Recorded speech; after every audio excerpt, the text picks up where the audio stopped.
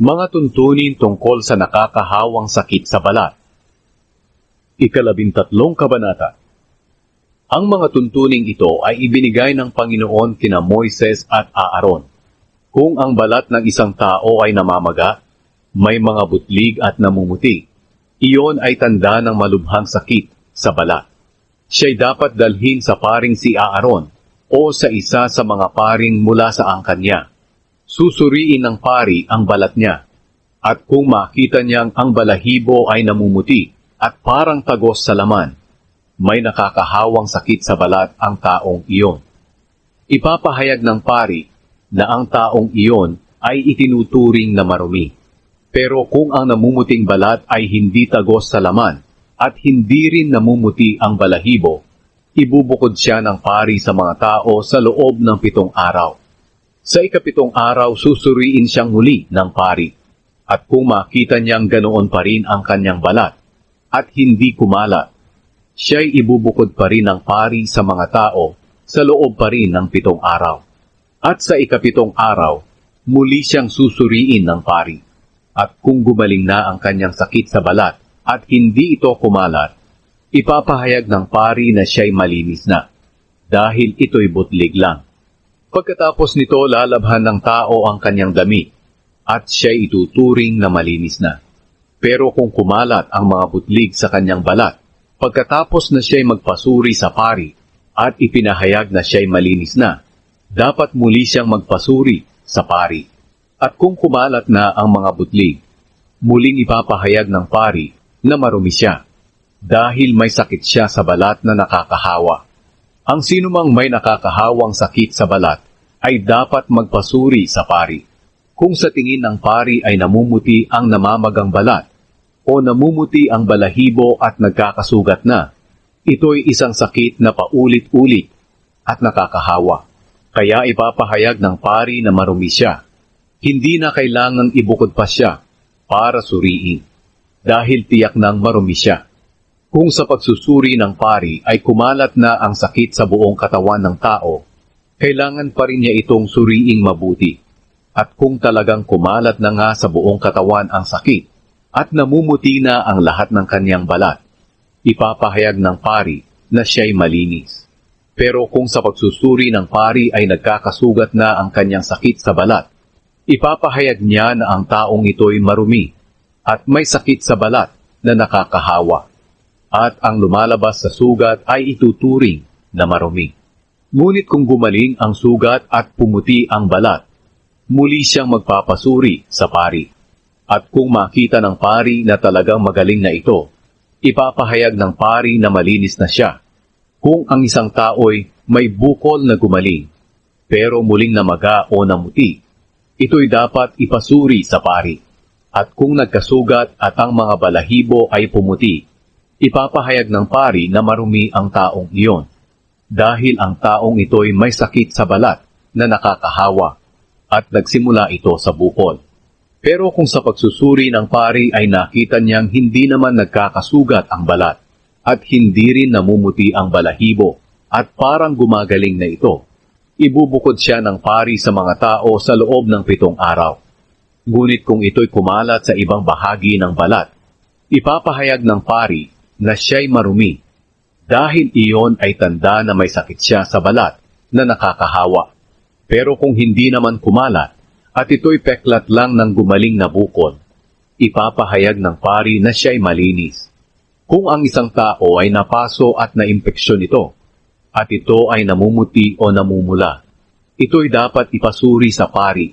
At kung ito'y nagkakasugat at ang balahibo ay namumuti, may sakit siya sa balat na nagsimula sa paso, ito'y nakakahawa, kaya ipapahayag ng pari na siya'y marumi. Pero kung sa pagsusuri ng pari ay wala namang nagkakasugat at hindi rin namumuti ang balahibo, at parang gumagaling na ito, ibubukod siya ng pari sa mga tao sa loob ng 7 araw. At sa ika-7 araw, muli siyang susuriin ng pari. Kung ang sakit ay kumalat sa ibang bahagi ng balat, ipapahayag ng pari na marumi siya, dahil iyon ay tanda ng sakit sa balat na nakakahawa. Pero kung hindi naman kumakalat at medyo gumagaling na, pamamagalang iyon ng napasok. Kaya ipapahayag ng pari na siya'y malinis. Kung ang isang tao ay may tanda ng nakakahawang sakit sa balat sa ulo o sa baba, dapat ipasuri niya iyon sa pari. Kung iyon ay sugat na nga, at ang buhok o balbas ay naninilaw at madalang ang pagtubo, ipapahayag ng pari na ang taong iyon ay marumi, dahil may sakit siya sa balat na nakakahawa sa ulo o baba. Pero kung sa pagsusuri ng pari ay nakita niya na hindi naman lumalalim ang sugat, at wala nang maitim na buhok o balbas, ibubukod siya ng pari sa mga tao sa loob ng 7 araw.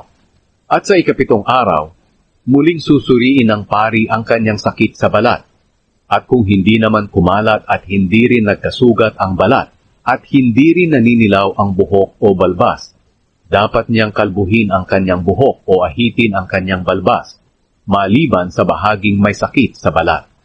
At muli siyang ibubukod ng pari ng 7 araw pa. At sa ika-7 araw, muling susuriin ng pari ang kanyang sakit. At kung hindi na kumalat ang sakit sa balat at hindi rin nagkasugat, ipapahayag ng pari na siya'y malinis. Kaya lalabhan niya ang kanyang damit at ituturing na siyang malinis. Pero kung ang sakit sa balat ay muling kumalat sa kanyang katawan, pagkatapos na maipahayag ng pari na malinis na siya, muli siyang susuriin ng pari. At kung kumalat na ang sakit sa kanyang balat, hindi na niya kailangang magpasuri pa sa pari kung may buhok o balbas na naninilaw, dahil tiyak na marumi siya. Pero kung sa pagsusuri ng pari ay hindi iyon kumalat at may itim na buhok o balbas na tumutubo, magaling na iyon. Kaya ipapahayag ng pari na siya'y malinis. Kung may namumuti sa balat ng isang tao, kinakailangang magpasuri siya sa pari. At kung ang mga namumuting balat ay maputla, iyon ay mga butlig lang na tumutubo sa balat. Kaya ang taong iyon ay ituturing na malinis. Kung ang isang tao ay nakakalbo sa bandang noo o sa gitna ng ulo, malinis siya. Pero kung may namumula at namamaga sa nakakalbong bahagi ng kanyang ulo, dapat siyang magpatingin sa pari. At kung ang namumula at namamaga ay katulad sa nakakahawang sakit sa balat na tumutubo sa ibang bahagi ng katawan, ipapahayag ng pari na marumi siya.